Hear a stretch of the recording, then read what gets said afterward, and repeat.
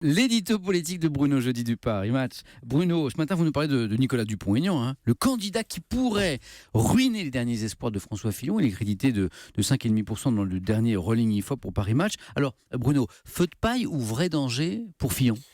Un danger de plus, Samuel, pour François Fillon, qui n'a sûrement pas besoin d'ouvrir un nouveau front. Alors Nicolas Dupont-Aignan n'est pas un inconnu. Le député et maire de Hyères dans l'Essonne, président du mouvement Debout la France et candidat à la présidentielle pour la deuxième fois. Il avait recueilli 1,79% des voix en 2012.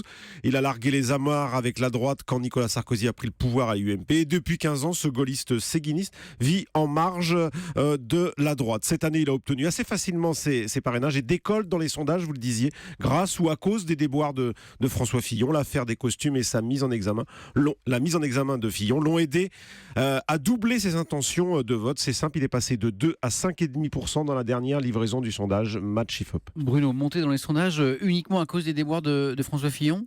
Oui et non, Samuel. Nicolas Dupont-Aignan ne cesse de fustiger le candidat des Républicains et tente d'apparaître comme une voie médiane entre l'extrême droite de Marine Le Pen et le candidat des Républicains sur fond de créneaux souverainistes, anti-euro, anti-Europe. Il y a aussi un peu de voix Front National.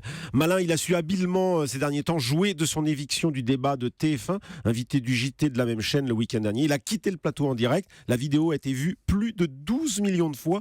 Le coup de manipulation médiatique, ça marche toujours. En 2007, François Bayrou s'était attaqué de la même façon et avec succès à TF1. Résultat, Dupont-Aignan est désormais partout. Il était lundi soir chez Cyril Hanouna. Il sera au JT de France 2 ce soir et même chez Laurent Ruquier samedi. Et manifestement, c'est surtout à François Fillon qu'il prend des voix. Oui, essentiellement. Dupont-Aignan devient une sorte de vote refuge, de vote parking pour fillonistes déçus. Au début du Penelope Gate, les premiers fillonistes écœurés sont allés gonfler les scores de Marine Le Pen et d'Emmanuel Macron. Maintenant, avec les dernières révélations, c'est le candidat souverainiste qui en profite. Au QG de Fillon, on commence à prendre les choses au sérieux. Valérie Pécresse a alerté le candidat. Il faut dire qu'elle a été confrontée au même danger au régional de 2015. Dupont-Aignan était candidat. Il était monté jusqu'à 8% dans les sondages. L'ancienne ministre a alors commencé à lui répondre pied à pied. Elle a réussi à le faire baisser à 6%. Au passage, Dupont-Aignan n'appellera pas à voter pour la candidate LR au second tour. Et pour gratter donc ces 2 à 3 points qui pourraient manquer le 23 avril, plusieurs élus ont conseillé à Fillon